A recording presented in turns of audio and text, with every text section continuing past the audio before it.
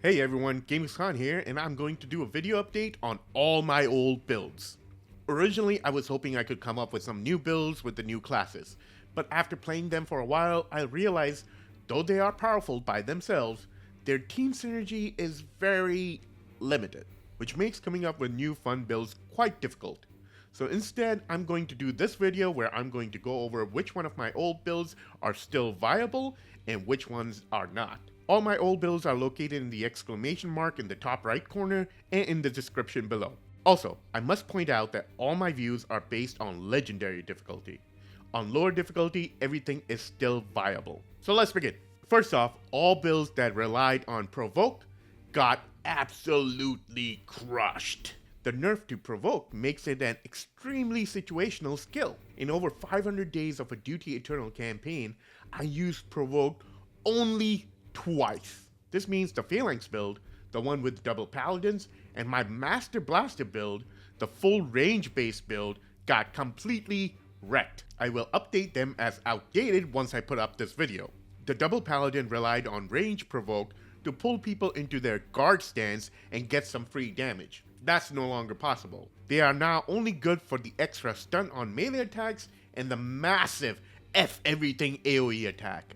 Also, all tank-based builds have been completely destroyed by the excessive oversaturation of armor break abilities. The massive number of meltas and crack grenades and almost every new unit having some sort of armor break makes building a tank-based comp almost impossible. You can tank maybe 2 or 3 shots before all your tanks lose majority of their armor, making them essentially useless. So if you want to go with a tanky build, then I suggest having at least 4 or 5 tanks that you can rotate out constantly because they are all going to be in pretty bad shape. Also, all pure range builds got hurt hard with provoke nerf, as it was essential for not only keeping the enemies away from your range units, but more importantly, to pull them out of cover. Say what you want about this game, you cannot say that the AI isn't exceptional at using cover. Basically, ranged units now have to spend even more action points just to get into position to fire. I originally thought the mighty Rambo and the Turn Purifier build took a big hit, but after playing them for a while, I think they are fine. These two were and still are the most powerful builds in the game, but the Rambo has become the clear leader now, and the Turn Purifier has turned into more of a 2-turn on occasion purifier build. For those that are new to the channel, the Rambo is the Honor the Chapter and Apothecary based build where you lump everything onto a single interceptor and just wipe out the entire enemy force. The supposed big nerf to it was from the Inertial Field Warp Surge, which blocks teleports for 5 turns. When I first saw this, I damn near shit my pants. But after some time, I realized it was an in-combat Warp Surge. So as long as you make sure you are out of combat when the Warp Surge occurs, you wouldn't have to worry about it ever. All this did was slow down the game for the Rambo build, and the only time I struggled with the Warp Surges was on Morbus missions, the Frigate missions, and the final boss fight.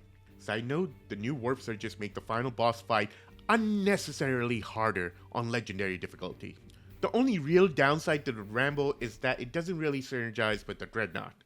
But then again, I named the build Rambo, and Rambo don't need no help from nobody. As terrifying as the new Warp Surges are, they are no issue for the Turn Purifier build. This is the build where you exploit how the game counts a turn and extend it indefinitely. Since the enemy never gets their turn, the Warp Surge never occurs, so you don't have to worry about them. However, because of the introduction of this jackass, you will find that on occasions you can no longer maintain that one turn. The Turn Purifier is at its heart an execute build, but the noxious Blightbringer adds +4 stun to everybody on the map, which means before you can even begin your execute spam, you need to kill him first to remove the passive buff.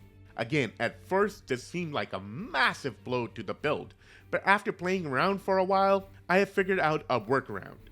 I recommend researching the multiple stratagem use and save your Quicksilver stratagem whenever you encounter him. If you have built the Turn Purifier as I have recommended, then the Purifier will be rocking max stacks of the Unstoppable Conflagration and should easily be able to skewer the Blightbringer. The Purifier is great for this job.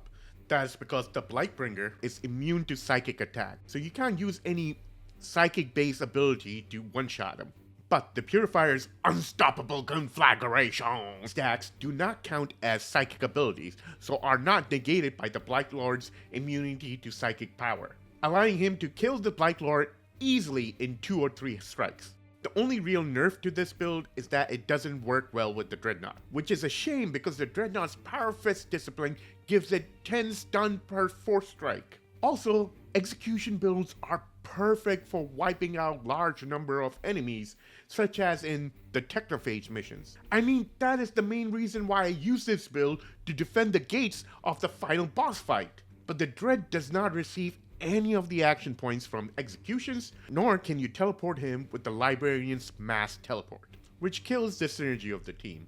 It's kinda unfortunate because I really love the Turn Purifier build, and it's my favorite build in the game.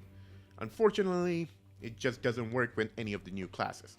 Like I said in the beginning, the new classes are powerful, but they just don't work with anybody. Except for one build, and that is, the last but not least, my Bulletstorm build, which is a support fire build that includes double interceptors and a purgator. This build had the biggest glow up in the game, and is now on par with the mighty Rambo. This build was primarily a 3-man build, with the 4th being whoever you want them to be. But now the build synergizes really well with the Techmarine. In fact, this has been the only build where I have found use for the Techmarine. The Techmarine doesn't tank or DPS well enough to be worth it on Legendary, but the supporting fire synergy is sure, it's just 2 damage, but the Meltas have an auto execution built into them that kills anything whose health reaches 2 hit points. And it has so many activations. The supporting fire build also synergizes really well with the last cannon on the Dreadnought. The last cannon disciplines adds unlimited activation of last cannons, which is bananas. Between the last cannon, the servitor, and the 2 interceptors, you can dish out some insane damage for almost no extra cost. Feels like the entire update was designed around supporting fire. This is why I now recommend running both the Rambo and the Bulletstorm build on your legendary campaigns. You can get them both up and running really early in the game, and with the wound changes, you really can't run one squad till day 500 anymore. They are the 2 best, most cost efficient, and accessible builds in the game, and will make your life a lot easier on legendary difficulty. As for new builds, like I said, the only real synergy I found was the Techmarine with supporting fire. I thought the Techmarine would be the new ultimate provoker, but even the tier 3 servitor is still very squishy. Late game on legendary, you might be able to get 1 or 2 provokes out of him before he crooks. I suggest not provoking the Plague Bearers, or the Terminators, or the Plague Marine Champions, or the Blight Lord, or the Hellbrutes, or anything that you used to provoke in the past, because they would absolutely steamroll the servitor. Other than the Melta and Power Claw servitor, the one that incapacitates a single target, I haven't found much use for the Techmarine. The most I use him for is to move all 3 servitors in the front and let them get shot instead of my Marines, so eventually they all die off and my Marines survive. You also get enough Archaeotech that you can keep recruiting the tier 2 and 3 servitors consistently, even if you lose them every mission. But other than supporting fire, his kit does not really synergize with anyone else. At least I haven't found anything. If you guys have found a use for the Techmarine, please let me know in the comment section below. Same issue with the Dreadnought, an absolutely gorgeous and powerful unit that can do some serious damage, but doesn't really have any synergy with the rest of the team. He just feels like an extra body that adds extra damage to deal with the extra number of enemies that you now have to face. Frankly, the main way I use him is with the Melta discipline, which has an ability that one-shots enemy mechanical units.